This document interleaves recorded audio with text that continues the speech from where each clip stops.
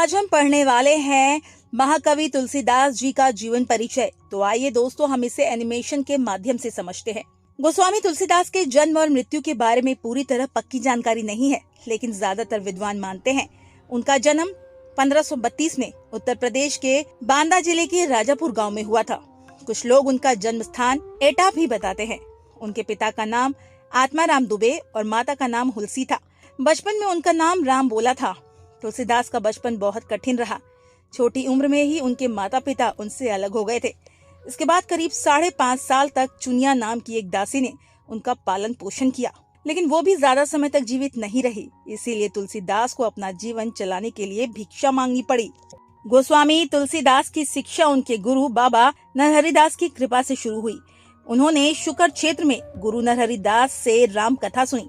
बाद में वे काशी गए और वहाँ शेष सनातन जी के पास लगभग 15-16 साल तक रहकर वेद, पुराण, उपनिषद, रामायण और श्रीमद् भागवत जैसे ग्रंथों का गहराई से अध्ययन किया। गुरु नरहरिदास से ही तुलसीदास को राम भक्ति का मार्ग मिला। कहा जाता है उनका विवाह रत्नावली नाम की लड़की से हुआ था।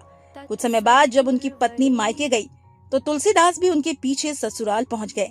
वहाँ पत्नी की बातों से प्रभावित होकर उन्होंने घर गृहस्थी ही छोड़ दी और संन्यास अपना लिया। हालांकि इस कथा का पक्का प्रमाण नहीं मिलता है।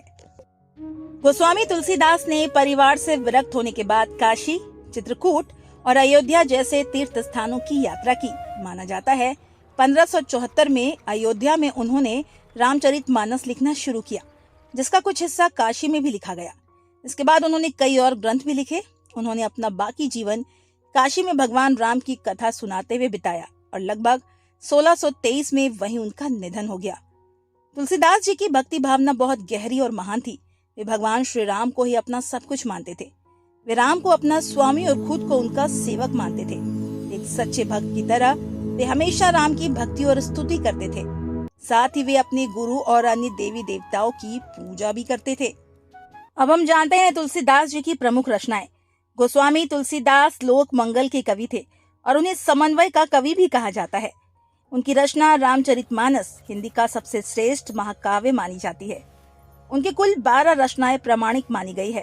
तुलसीदास की प्रमुख रचनाएं रामचरितमानस अवधि, विनय पत्रिका अवधि, गीतावली ब्रजभाषा, कवितावली ब्रजभाषा, दोहावली अवधि, हनुमान वाहक अवधि, जानकी मंगल अवधि, वैराग्य संदीपनी अवधि, कृष्णा गीतावली ब्रजभाषा, पार्वती मंगल अवधि, रामलला नहछु अवधि, बरवे रामायण अवधि। इन सभी रचनाओं में भक्ति, नैतिकता और आदर्श जीवन का संदेश मिलता है। गोस्वामी तुलसीदास की भाषा शैली। गोस्वामी तुलसीदास की भाषा शैली बहुत सरल और प्रभावशाली थी।